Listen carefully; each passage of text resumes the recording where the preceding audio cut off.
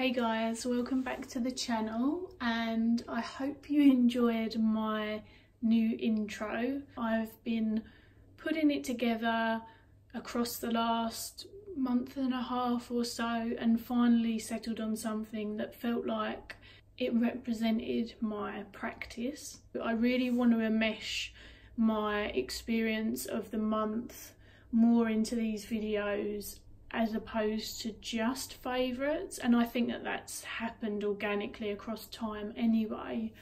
And I'm going to jump straight in with the goose medicine. Now, I showed you, if you watched my last reflection favourites video, that we went away. It's actually my partner's birthday in the month of April, so we celebrated that in April, but we went away beforehand. And whilst I was there, you saw I shared lots of pictures of wildlife, specifically geese.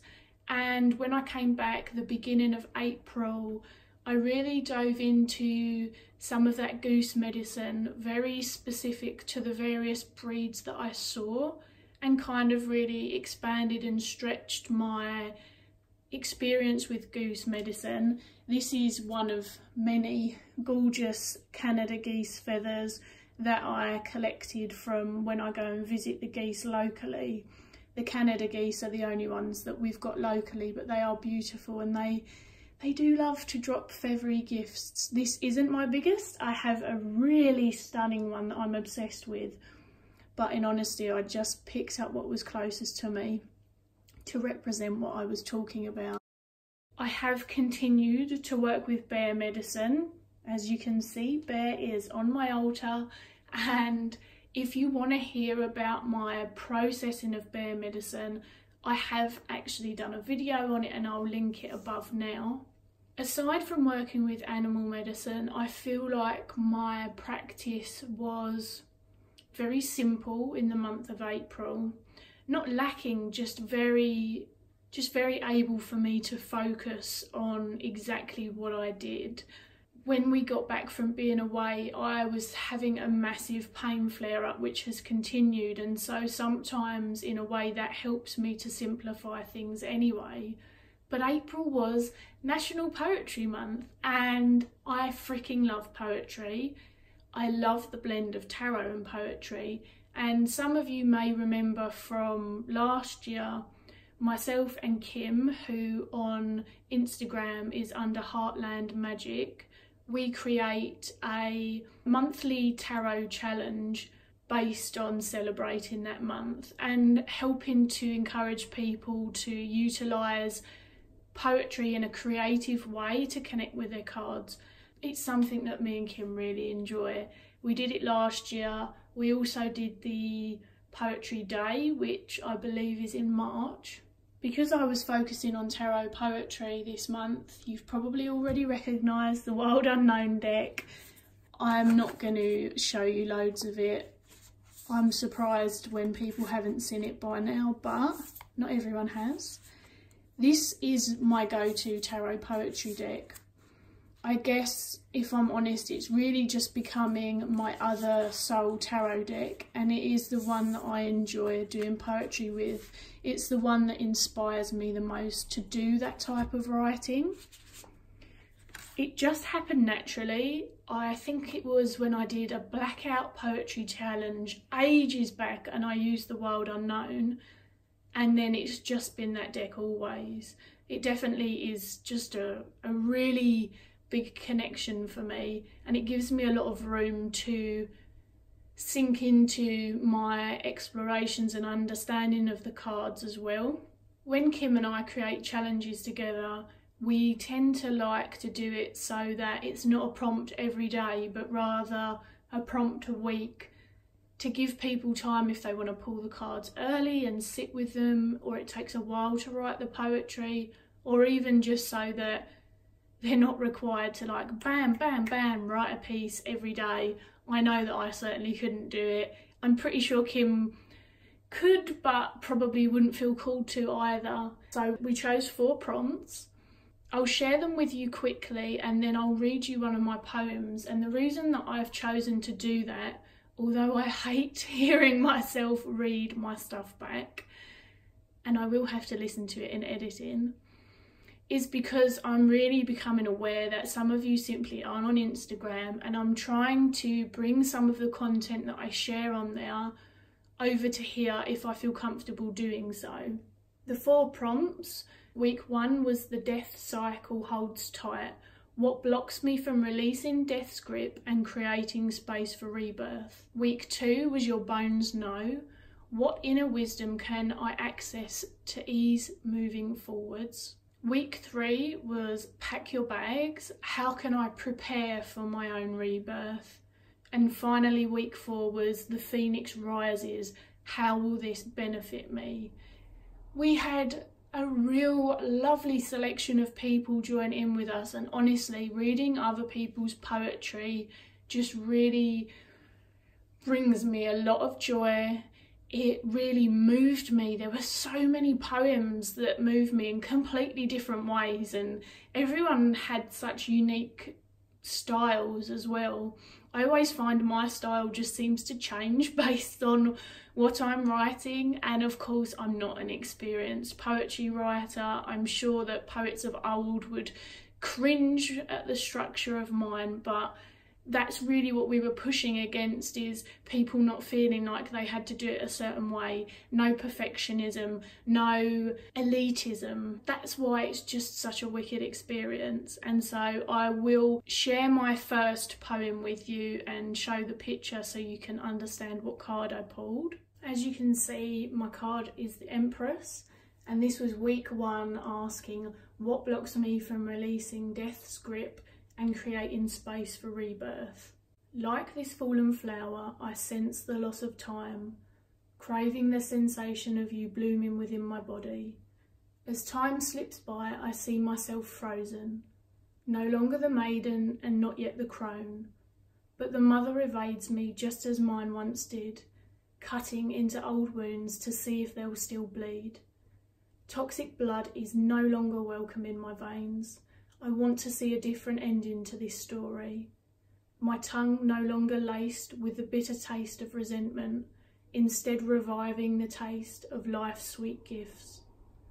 I know I can return to this as I've been there before, yet this aching inside my womb brings me back to shadow. So I appreciate that that is quite a heavy piece, but that's one of the things that, at least for me, allows me to connect emotionally on some really raw and vulnerable levels that sometimes when I write in a normal capacity isn't as easy for me to do. There's something about traversing into poetry that's really kind of evocative of me connecting in a whole new emotional capacity. And of course, the beginning of our whole challenge was to look at what is blocking us and then to slowly move through it as the week come on, or at least gain some perspective and some ideas about how to do so. And that's really something that's obviously reflected in the poems as they go on, but I'm only reading you one is enough. If you do tarot poetry, of course, I always say if you're going to share some, let me know, because I love reading it. It's just personally one of my favourite things to do. I do tarot and oracle poetry quite regular, and I'm actually collating all of it at the moment into one notebook to decide what I may want to do with that in the future maybe. I don't know, but I'm collating it all together anyway. As I say, that was really most of my month, and what I found is that sometimes I'm just not called to pull daily cards at the moment. The reason being is that I really want to sink into the cards and the messages that I am pulling, and I'm not saying that I don't do that with dailies, but I've been really getting into some stuff with our challenge and some of the explorations I have been doing privately. Pulling a daily card on top of that just hasn't felt like it would be of any use. Very occasionally I will, and the way that I process dailies is very different to the way that I process more of my larger exploratory readings, and that's something that I've come to notice as well. and it's definitely why I participate less in tarot challenges online now. Sometimes I want more space and more time to sink into the questions or the elaborate spreads that are being shared, and more than a day. And obviously I run my own business and things like that, and really my time is being refined constantly so that I can find a way to flow through it. Because it was National Poetry Month, I just wanted to give a shout out for this book, and it is Salt by Naraya Waheed. I feel like her work really stretches me and allows me to see a different perspective from a woman of colour, and what that has meant to her and the emotions that she shifted through. And she's very open and she shares a lot of that in here, and it really is just such a powerful read that I must imagine would have brought up so much stuff as she was processing it. But it feels like it's a really important poetry book, as I'm sure all poetry is, but that's really the way that I perceive her work. It's very powerful. Predominantly the rest of my month has been focused on stretches and yoga. I love yoga with Adriene. I know that she's super popular, so when you recommend her to someone, people are like, oh, is it just because she's popular? All I can say about yoga with Adriene is, in the many years that I've followed her, I found her practice to feel very comfortable and in line with how I like to come to yoga. I find her very authentic.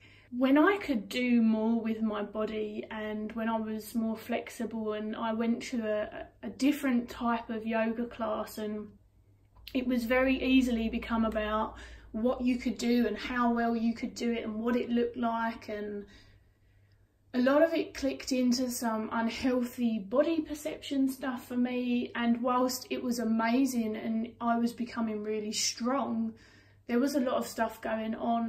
With the fibromyalgia and the back injury, I lost yoga for a while, and I can't do as intensive vinyasa, like an hour's worth of it in one go, and it's just changed my whole practice. But what it did was it brought me to a better foundation. One of the things that it feels like she does so well is supports that. She's like, let's not even call it yoga. This isn't yoga, this is having an experience. And I'm like, hell yes. It sounds really cheesy when I say it, but she's really focused on the intention that we come with. It's really interesting. She's been asked to do things like core videos and toning videos, and of course she does do them, but she often is really honest about how she feels about it, and that of course core work is still important. Our cores, they support us in many ways. Trust me, if you've got a back injury, you want your core to be as strong as possible. But it's the whole approach that feels just very human and likeable and easy, and I feel very accepted when I sit and do her stuff. She offers so much free stuff, which I'm just incredibly thankful for, because she is not local to me, and the few times that she has come to the UK, I have been in too much pain to commit, and the tickets sell out so fast. But she really is a lovely human being. If you go back through her backlog of so many videos on YouTube of all different kinds of abilities, focused on certain things, it just feels like there's something for everyone. So yes, yoga, big deal for me this month. Finally, I just want to talk about several exchanges that I did that happened to come this month, which I really love exchanging with people. I've said this before, but I will say it again because it's definitely a personal challenge that I guess I'm trying to work through. When I do exchanges with people and the exchanges, they give me an actual product or an item, something tangible, and my part of the exchange is a tarot reading. I don't know why that feels uncomfortable for me, but there's something in it that I need to work on about feeling like they're being sold short. and often it's not my idea either. So you'd think I'd have more faith in the fact that they were very willing to do that in the first place, but nonetheless.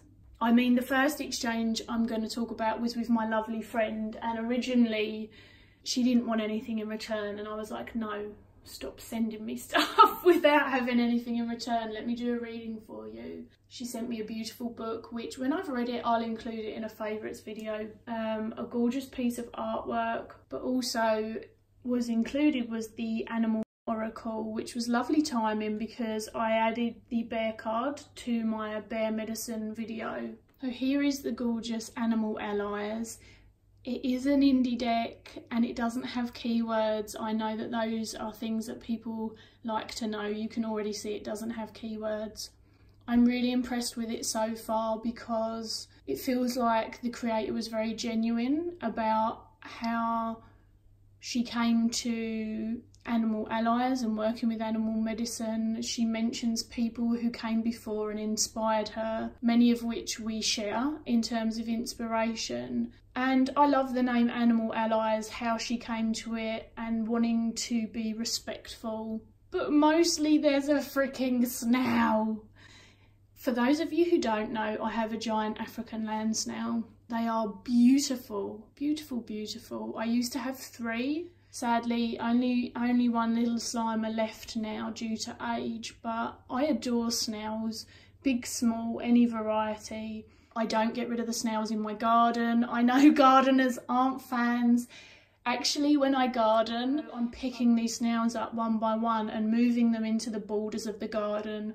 And I know that this deck, as soon as I saw this snail, way, way, way back, the deck went on my wish list. I appreciate I don't need another animal oracle, but it brings me a lot of joy having those visual representations, and I really appreciate the artwork. Just to show you, here's the bear card, the rest are in alphabetical order.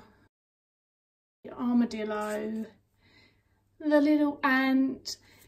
They feel like they're semi-realistic, although they have this cartoonish style, they're still really on point, and I love the little doodles that are created around them. Badger's got a little crown. It's really just a beautiful, well-made, well thought out, conscious creation, and I was very thankful to my friend to do an exchange, and I always love reading for people anyway. I did sell a couple of animal medicine readings in the month of April, which brings me so much joy. I should probably not say that I have a favourite reading, because anytime anyone allows me to read for them, whether it's an exchange, whether I'm wanting to try something and doing a freebie, whether someone comes and they actually want to purchase one, I always feel just super thankful and I take it very seriously. I really, really love doing readings for people, especially moving into spring and seeing a lot of the animals come back around in my garden and stuff, and then doing these readings. It was just awesome. The other exchange that I did was with the lovely Amy, who is called Emerald Witch Boutique on both Instagram and Etsy. A lovely friend, a joint friend of ours, had introduced me to her, and I saw that she was selling this CBD oil rub, and I was like, awesome, I must get some of that at some point. I followed her on Instagram and I was really fortunate. Amy approached me and said, do you fancy trading or exchanging, sorry, for a tarot reading? And I was like, hell yes, are you sure? Because I ask everyone that, are you sure? It was really sweet. They came very towards the end of the month, but I have been using them daily so that I could experience them, enjoy them, but also feedback and let you know my honest thoughts on them. Genuinely don't have anything bad to say about the items that she sent. The parcel was fully recyclable, but everything was still so well wrapped. There's no way anything would have got broken. You'd have literally had to kick the parcel down the road. It was lovely. It came with a gorgeous little note. All of Amy's stuff is vegan and organic. The bottle is glass, which obviously takes down on the plastic. And again, it just feels very much like a conscious creation. So here we've got the CBD massage balm, and these are totally reusable. They unscrew. Now, the CBD massage balm, I was so open to trying. I take CBD oil. I have mixed experiences of it. Everyone will have a different experience. I fully believe that, so I can only share mine and tell you that without boring you, I have diagnosed fibromyalgia, endometriosis and polycystic ovaries. I have a lower lumbar back injury. So my body's a bundle of fun, and my pains can't be attributed to just one thing. There's muscular pain, there's sciatic pain, there's joint pain. And what I found with the CBD massage balm is that it's the joint pain that it's really made a difference on, which has been huge. I put it on my knee even this morning just to double check, because I like to really, you know, experience these things before I share them. I haven't taken any painkillers this morning to try the balm out, and it's made my knee feel significantly different. My sciatic portion, it's not touching that type of pain, but I feel like for joint pain, for arthritic pain, that would be worth a punt. Obviously I can't promise you, but it has made a significant difference to my knee today. I've taken all the drugs in the world. Nothing ever fully gets rid of this pain, not even morphine. So this product has definitely got my support. It has arnica in it as well as the CBD oil. The other two things she sent that was a surprise, this gorgeous peppermint lip balm. I was like, how interesting, peppermint. It's actually really revitalising. It kind of wakes me up. I eat breakfast, I brush my teeth, I put it on in the morning, I carry it around with me. The lip balm is going to last an absolute age, and I'm all fresh and minty, which is nice. It's nice to have that extra boost. Finally, the Whispers of Goddess Face and Aura Spray. How adorable is this packaging? Packaging isn't the be all and end all to me, it's always the product, but I would be lying if I said that I didn't coo over things when they come like this. I love this. It's got some, it does actually say, so rose petals and rose quartz stones, that's what I'm seeing in the bottom of it. This is actually their dance group, which is really cool. So I know two of the people in this picture. I spray this on myself twice a day, minimum. When I take the act of doing something like that, for me, it's almost like creating mini ritual. I make intention and time. I stop, I take a few deep breaths, I spray it on my face. I freaking love rose. It's one of my favourite smells. Certainly an essential oil anyway, and I feel really calmed by it. The same process happens in the evening, and so have a moment and connect with present, how I'm feeling, see what I need in terms of self-care. And so that's how I've been using it. It's that kind of mindful ritual that's created simply by having a spray, which is why I love stuff like this, because sometimes doing big elaborate stuff, I just don't always make time for it. Whereas these little connections into things like that, I really appreciate. And I will definitely be buying more of it when it runs out, or one of her others, because I am obsessed. Finally, I have been wearing these loads, so I just wanted to show them again. I love this colour. If I'm not wearing black, then I'm usually either wearing some grungy grey colour or this khaki green. This is a labradorite, which is certainly up there as my favourite, and then unakite. I fear this labradorite one is going to break eventually, but I will keep the chips anyway. That's pretty much for me. It wasn't as short as I'd anticipated, but that's okay. Hopefully you've enjoyed this. I look forward to hearing anything you want to share below, and I'll speak to you all again soon.